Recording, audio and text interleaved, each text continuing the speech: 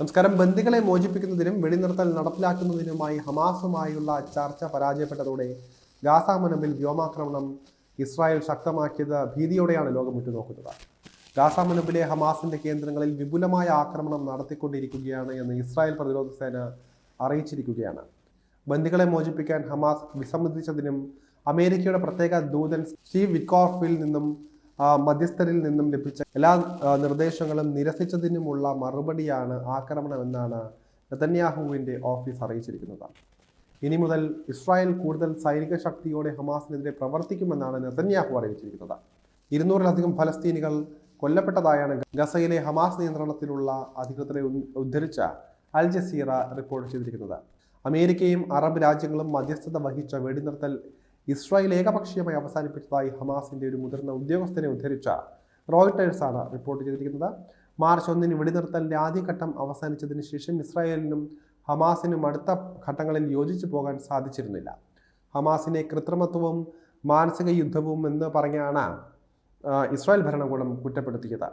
ഇസ്രായേലിനെ വെടിനിർത്തലിന്റെ അടുത്ത ഘട്ടങ്ങൾ നടപ്പിലാക്കാൻ നിർബന്ധിതരാക്കുന്നതിനായി ഹമാസ് മധ്യസ്ഥരുമായി ചേർന്ന് പ്രവർത്തിക്കുന്നുണ്ട് എന്ന് ഹമാസ് വക്താവ് അബ്ദുൽ ലത്തീഫ് അൽ ഖ്നാവ ഈ മാസം ആദ്യം റോയിട്ടേഴ്സിനോട് വെളിപ്പെടുത്തിയിരുന്നു.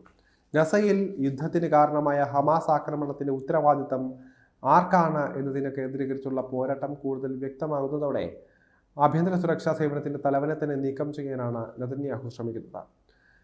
ആക്രമണത്തിന്റെ ഉത്തരവാദികളായ പ്രധാനമന്ത്രിയുടെ അടുത്ത സഹായികളെ സുരക്ഷാ വിഭാഗം അന്വേഷിക്കുന്നതിനിടെയാണ് ഷിൻ ബെറ്റിന്റെ ഡയറക്ടർ സ്ഥാനത്ത് നിന്ന് റോണർ ബാറിനെ നീക്കാനുള്ള നെതന്യാഹുവിന്റെ ശ്രമം. ബാറുമായി തനിക്ക് തുടർച്ചയായ അവിശ്വാസമുണ്ട് എന്നും കാലക്രമേണ ഈ അവിശ്വാസം വളർന്നു വന്നതായും നെതന്യാഹു തന്നെ പറഞ്ഞു. ഹമാസ് ആക്രമണത്തിൽ ആഭ്യന്തര സുരക്ഷാ ഏജൻസിയുടെ പരാജയങ്ങൾ നെതന്യാഹു തുറന്നു സമ്മതിച്ചിരുന്നു. ഇതുമായി ബന്ധപ്പെട്ടാണ് നെതന്യാഹുവിന്റെ പുതിയ തീരുമാനമെന്നാണ് ഇപ്പോൾ പുറത്തു വരുന്നിരിക്കുന്ന റിപ്പോർട്ടുകൾ.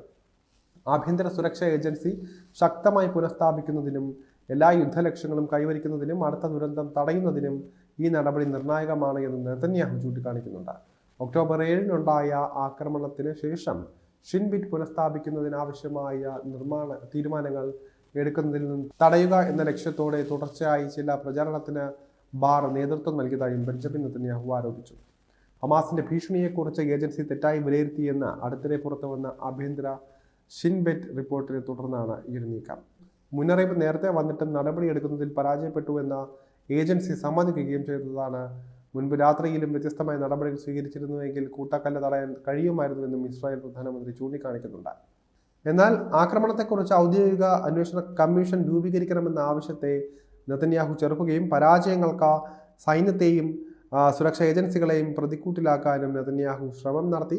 സമീപ മാസങ്ങളിൽ നെതന്യാഹു പ്രതിരോധ മന്ത്രിയും സൈനിക മേധാവിയും ഉൾപ്പെടെ നിരവധി മുതിർന്ന സുരക്ഷാ ഉദ്യോഗസ്ഥരെ പുറത്താക്കുകയോ സ്ഥാനമൊഴിയാൻ നിർദ്ദേശിക്കുകയോ ചെയ്തിരുന്നതായും അറിയാൻ കഴിയുന്നുണ്ട്. എന്നാലും വലിയ ആക്രമണങ്ങളുമായി ഇസ്രായേൽ ഇത്തരത്തിൽ മുന്നോട്ട് പോകുമ്പോഴും മറ്റൊരു ഭീതിപ്പെടുത്തുന്ന കാര്യം ഹമാസ് ഇതിനെ എങ്ങനെ പ്രതികരിക്കും എന്നതാണ്. ശക്തമായ തുരങ്ക സംവിധാനമാണ് ഹമാസിനുള്ളത്. ഇതുവഴി വരിഞ്ഞു മുറുക്കാനുള്ള ശ്രമം ഹമാസിന്റെ ഭാഗത്തു നിന്നും തുടങ്ങിക്കഴിഞ്ഞു എന്നാണ് അറിയാൻ കഴിയുന്നത്. വാക്കുകൾ തോക്കുന്നെടുത്ത ആയുധമെടുക്കണം എന്നുള്ള രീതിയാണ് ഹമാസിനുള്ളത്. അതുകൊണ്ട് തന്നെ ഇവിടെ ഹമാസിന്റെ രീതികൾ എത്തരത്തിൽ ഇസ്രായേലിനെ ബാധിക്കുമെന്നും കണ്ടു തന്നെ അറിയണം. എന്തായാലും വലിയൊരു പോരിനാണ് ഹമാസിനും തയ്യാറെടുക്കുന്നതെന്നാണ് വിവരം. വലിയ യുദ്ധത്തിലേക്ക് ഇതിന് വഴിവെക്കുമോ അതോ ഇനി സമാധാന ചർച്ചകൾ അതുപോലെ തന്നെ വെടിനിർത്തൽ കരാറുകളെല്ലാം തന്നെ ലംഘിക്കപ്പെട്ടാൽ വലിയ ദുരന്തത്തിലേക്കായിരിക്കും ഇത് പോവുക എന്ന കാര്യവും പറയാതിരിക്കാൻ കഴിയില്ല.